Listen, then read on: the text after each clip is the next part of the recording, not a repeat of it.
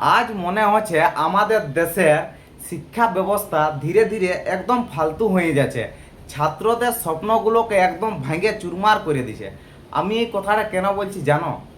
কেননা গত 3 মে যে নিটের পরীক্ষাটা হয়েছিল, যেটা হচ্ছে যে তোমার দেশের সব থেকে বড় ডাক্তারি পরীক্ষা, যেখানে 22 লক্ষেরও বেশি ছাত্রছাত্রী কত স্বপ্নের সাথে পরীক্ষা দিয়েছিল, সেই পরীক্ষাকে নিয়েই এখন এত বড় প্রশ্ন উঠেছে। और इस वक्त बड़ी खबर आपको बता दें, नीट 2026 की परीक्षा रद्द कर दी गई है।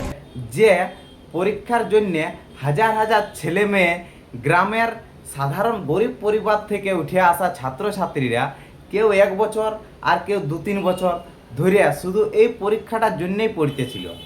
বন্ধুদের সঙ্গে ঘোরা বন্ধ, মা বাবা ভাই বোন সবার থেকেই দূরে থাকা, উৎসব আনন্দ সবকে দূরে রাখে। শুধু শুধু একটা স্বপ্ন দেখছিল যে একদিন বড় ডাক্তার হব।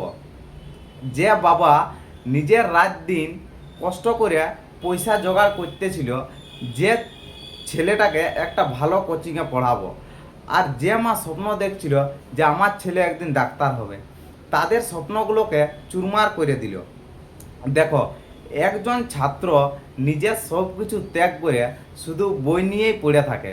দুশ্চিন্তা, চাপ, মানসিক ক্লান্তি সব কিছুর মাঝেও সে হাল ছাড়ে না, কারণ তার একটা বিশ্বাস ছিল যে পরিশ্রম করলে একদিন না একদিন ঠিক ফল পাওয়াই যাবে। কিন্তু আজ তারা শুনছে প্রশ্নপত্র লিকের অভিযোগ, তাদের পুরো পরীক্ষাটাই বাতিল করে দিল। আর তখন স্বাভাবিকভাবেই একটা প্রশ্ন আসে, আর কতদিন ছাত্রছাত্রীদেরকে অন্যের ভুলের জন্য ভুগতে হবে? কারণ ভুল তো কয়েকজন করে, কিন্তু কষ্টটা পায় সেই সৎ ছাত্রছাত্রীরা, যারা কিনা সত্যি সত্যি পরিশ্রম করেছিল। আর সবচেয়ে বড় ব্যাপার হইল যে আমাদের দেশে কোশ্চেন লিক এটা প্রথমবার লই। তোমরা দেখে থাকবে গত কয়েক বছরে বারবার পেপার লিকের অভিযোগ উঠেছে। 2016, 2021, 2024 আর এখন 2026ও। সোশ্যাল মিডিয়াতে প্রায় তোমরা দেখে থাকবে গত 7 বছরে কতগুলা কোশ্চেন লিকের কথা বলা হয়েছে। ভাবুন তো, এত বড় একটা পরীক্ষা, এত গাইডলাইন থাকা সত্ত্বেও কিভাবে প্রশ্ন বাইরে চলে আসে। এই যে নিটের পরীক্ষা হওয়ার আগেই ছেলেদের কাছে নাকি কোশ্চেন পেপার চলে এসেছিল, টেলিগ্রাম চ্যানেলে নাকি পাচ্ছিল, এরকম শোনা যাচ্ছে। নাকি 50,000 টাকা, 1 লাখ টাকা দিয়ে বিক্রি হচ্ছে। মানে বুঝতে পারছো কতগুলো ছেলের ভবিষ্যৎ নিয়ে খেলা হচ্ছে। মানে আমাদের শিক্ষা ব্যবস্থাটাতে আরও ভালো সিকিউরিটি রাখা যেতে পারে না? আরও কড়া নজরদারি করা যেতে পারে না? আজ অনেকের মনে একটা প্রশ্ন উঠছে যে বড় বড় পরীক্ষাগুলো ধীরে ধীরে একটা ব্যবসার মতো হয়ে যাচ্ছে, যেখানে কারো স্বপ্ন, কারো ভবিষ্যৎ নিয়ে খেলা হচ্ছে। আর সবচেয়ে খারাপ লাগে তখন যখন দেখি যে যারা দোষ করে তারা কিছুদিন খবরের মধ্যে থাকে, তারপর তদন্তের কথা হয়, আর ধীরে ধীরে মানুষ সব কিছু ভুলে যায়। কিন্তু যে ছাত্রটা ভেঙে পড়ে, যে মানসিকভাবে শেষ হয়ে যায়, তার কথা আর কেউ মনে রাখে না। যে ছেলেটা পরীক্ষা দিয়ে বাইরে আসে, প্রথমবার নিজের মাকে বলেছিল হয়তো এইবার হওয়ার চান্স আছে, আজ সে আবার হেরে গেল। যে মেয়েটা নিজের ভবিষ্যৎ নিয়ে স্বপ্ন দেখছিল, সাদা অ্যাপ্রন করে ডাক্তার হওয়ার কথা ভাবছিল, আজ তার মনে হচ্ছে সব কিছু যেন হঠাৎ থেমে গেল।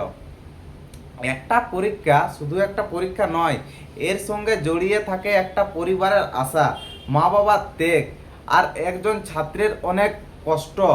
সত্যি বলতে এই দেশে কি স্বপ্ন দেখা এত কঠিন, যেখানে একজন বাবা নিজের ইচ্ছাগুলো ছেড়ে ছেলের পড়াশোনার খরচ চালায়, একজন মা নিজের জিনিস বিক্রি করে কোচিংয়ের টাকা জোগাড় করে, আর শেষে সেই ছেলে মেয়েকেই শুনতে হয় এক্সাম ক্যান্সেল।